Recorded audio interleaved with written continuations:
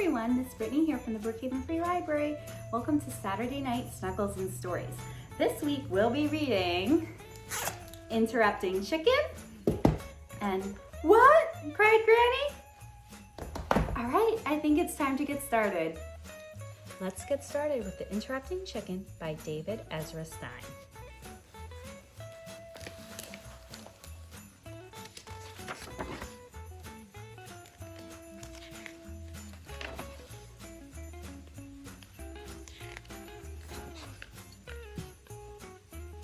It was bedtime for the little red chicken.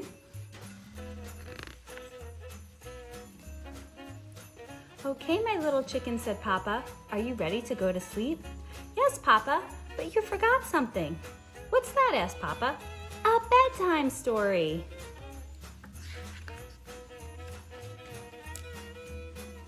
All right, said Papa. I'll read you one of your favorites. And of course, you are not going to interrupt the story tonight, are you? Oh no, Papa, I'll be good.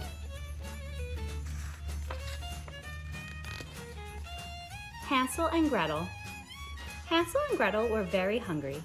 Deep in the woods, they found a house made of candy. Nibble, nibble, nibble, they began to eat the house, until the old woman who lived there came out and said, "What lovely children, why don't you come inside?" They were just about to follow her when out jumped a little red chicken and she said, "Don't go in, she's a witch." So Hansel and Gretel didn't. The end.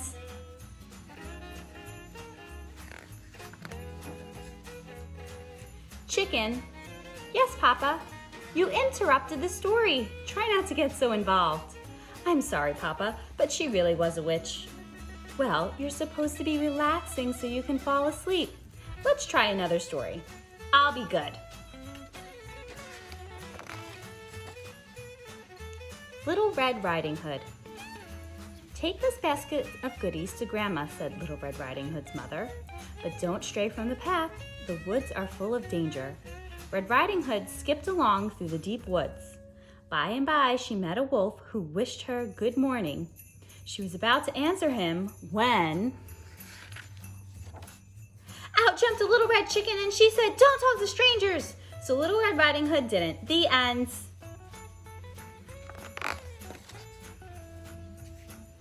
Chicken. Yes, Papa.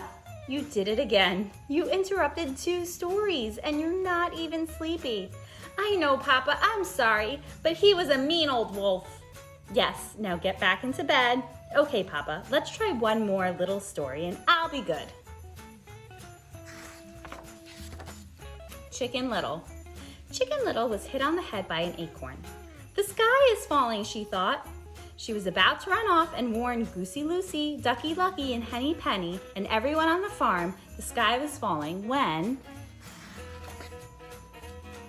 out jumped a little red chicken and she said, "Don't panic, it was just an acorn." So Chicken Little didn't. The end. Chicken. Yes, Papa. You did it again. Oh, Papa, I couldn't let that little chicken get all upset over an acorn. Please read one more story and I promise I'll fall asleep. But Chicken, said Papa, we are out of stories. Oh no, Papa, I can't go to sleep without a story. Then, said Papa, yawning, why don't you tell me a story? Me tell a story, said the little red chicken. Okay, Papa, here we go. Bedtime for Papa by Chicken. Once there was a little red chicken who put her Papa to bed.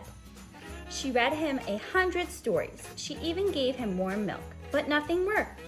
He stayed wide awake all zzz. Papa? Good night, Papa. The end. What Cried Granny? An almost bedtime story by Kate Lum and Adrian Johnson.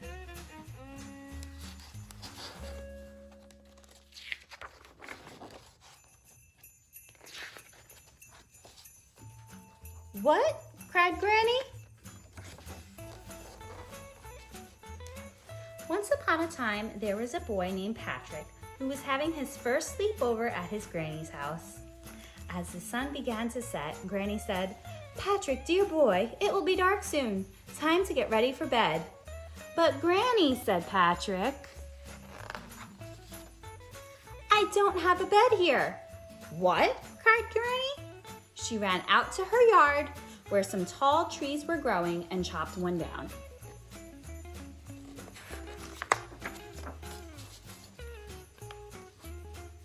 She carried it to her workroom, opened the toolbox, and made Patrick a fine bed. Then she painted it a restful shade of blue, put a comfy red mattress on it, and took it to the bedroom. "There you are, dear boy," said Granny. "Now climb into bed, lay your head on the pillow, and sail off to dreamland." "But Granny," said Patrick, "I don't have a pillow here." "What?" cried Granny. She ran out to her hen house, woke up the chickens, and collected a big batch of feathers. She took them to her sewing room where she made a bag out of cloth. Then she stuffed it with the feathers, sewed it up neatly, and gave it to Patrick. "There you are, dear boy," said Granny. "Now climb into bed, lay your head on the pillow, tuck the blanket under your chin, and I'll kiss you goodnight." "But Granny," said Patrick, "I don't have a blanket here." "What?" cried Granny. She ran outside and headed for the hills where a flock of fat sheep were snoozing. She sheared off some of their wool and ran right back home. She took the wool to her basement, spun it into yarn, knitted a fuzzy warm blanket, and dyed it the prettiest shade of twilight purple. When it was dry, she carried it upstairs and spread it on the bed. "Now, dear boy," said Granny, "climb into bed, lay your head on the pillow, tuck the blanket under your chin, give your teddy bear a hug, and turn out the light." "But Granny," said Patrick, "I don't have a teddy bear here." "What?" cried Granny.